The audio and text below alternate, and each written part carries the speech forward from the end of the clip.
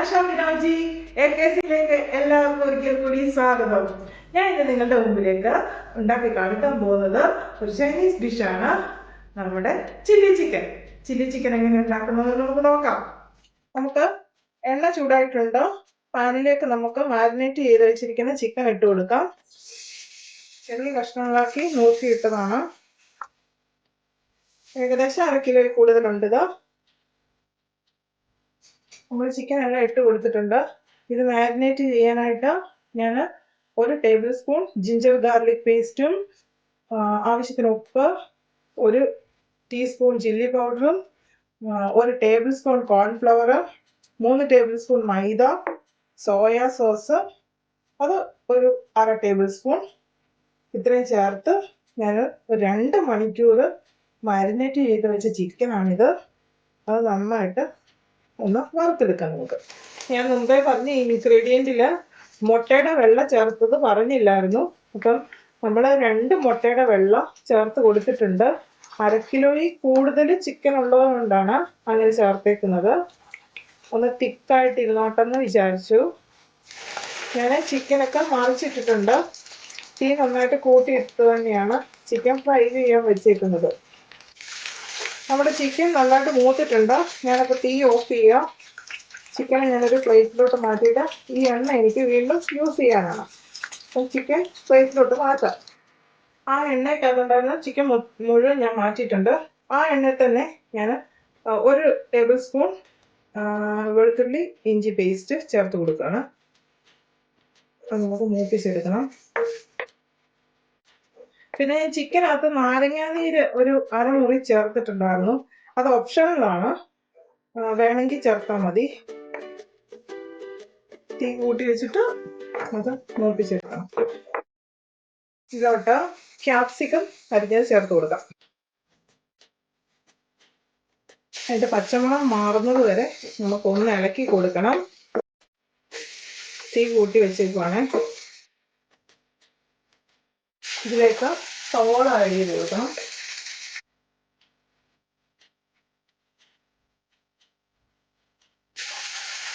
അരിഞ്ഞ് വെച്ചിരിക്കുന്ന പച്ചമുളക് ചേർത്ത് കൊടുക്കാം.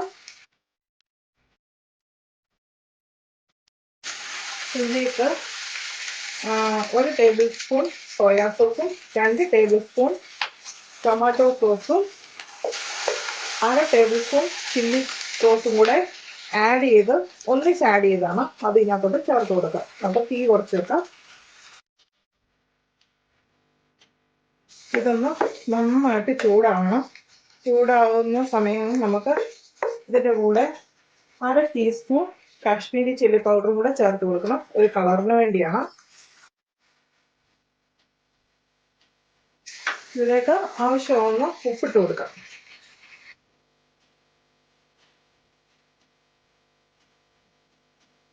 നന്നായിട്ട് ചൂടായിട്ടുണ്ട്.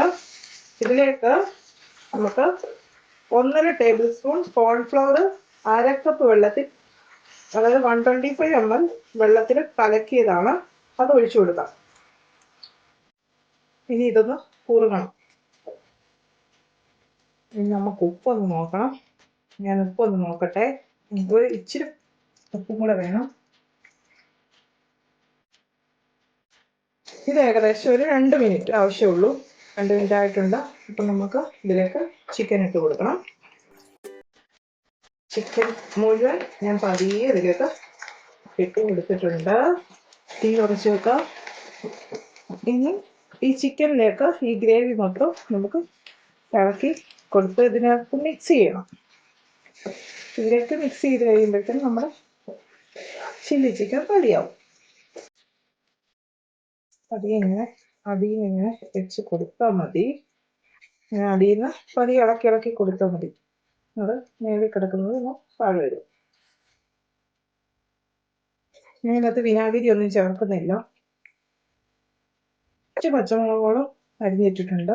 1/2 ടീസ്പൂൺ മുളക് പൊടി ചേർത്തിട്ടുണ്ട്. അതിനുള്ള ആവശ്യത്തിനുള്ള എരിയുണ്ട് ഇതിന്. പിന്നെ ചില്ലി സോസ് ചേർത്തിട്ടുണ്ട്. ആവശ്യത്തിനുള്ള എരിയൊക്കെ ഉണ്ട്. ഒരു ചെറിയ ഗ്രേവി പരുവത്തിലാണ് ഞാൻ എടുക്കുന്നത്. ഒത്തിരി അങ്ങ് ഡ്രൈ അല്ല. നമുക്ക് ഡ്രൈ ആക്കാം. കോൺഫ്ലവറിൻ്റെ അളവ് കുറച്ച് വെള്ളം കുറച്ചാൽ മതി, നമുക്ക് ഡ്രൈ ആക്കി എടുക്കാം. പക്ഷെ ഞങ്ങൾക്ക് ഇച്ചിരി ഒരു എന്താ പറയുക, മയമുള്ള ഇത് വേണം.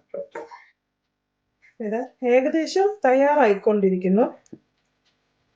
ഞാനത് സ്വല്പം ഫ്ലെയിം കൂട്ടി വെച്ചിട്ടുണ്ട്. ഇനി നമുക്ക് തീ ഓഫ് ചെയ്ത് കൊടുക്കാം.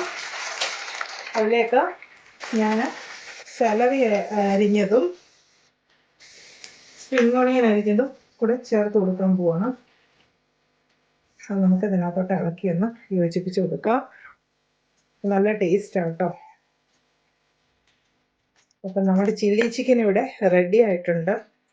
ഞാനിതൊരു സെർവിങ് ഡിഷിലേക്ക് മാറ്റിയിട്ട് കാണിച്ചു തരാം.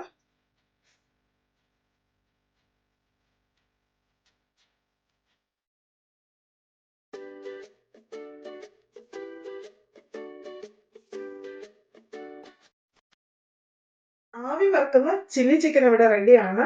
ഞാൻ അതിനെ ഒരു സെർവിങ് ഡിഷിലേക്ക് മാറ്റിയിട്ടുണ്ട്. അതിന് മുകളിലേക്ക് കുറച്ച് സെലറി, കുറച്ച് കുരുമുളക് പൊടി, കുറച്ച് സ്പ്രിംഗ് ഒണിയനും കൂടെ ചേർത്ത് ഗാർണിഷ് ചെയ്തിട്ടുണ്ട്. നിങ്ങൾ ഇതെല്ലാവരും ട്രൈ ചെയ്ത് നോക്കണം. പിന്നെ ഇതുവരെ എൻ്റെ ചാനൽ സബ്സ്ക്രൈബ് ചെയ്തിട്ടില്ലെങ്കിൽ സബ്സ്ക്രൈബ് ചെയ്യാൻ മറക്കരുത്. പിന്നെ ലൈക്ക് ചെയ്യണം, കമൻറ്റ് ചെയ്യണം, ബെല്ലൈക്കൺ എനേബിൾ ചെയ്യുകയും വേണം.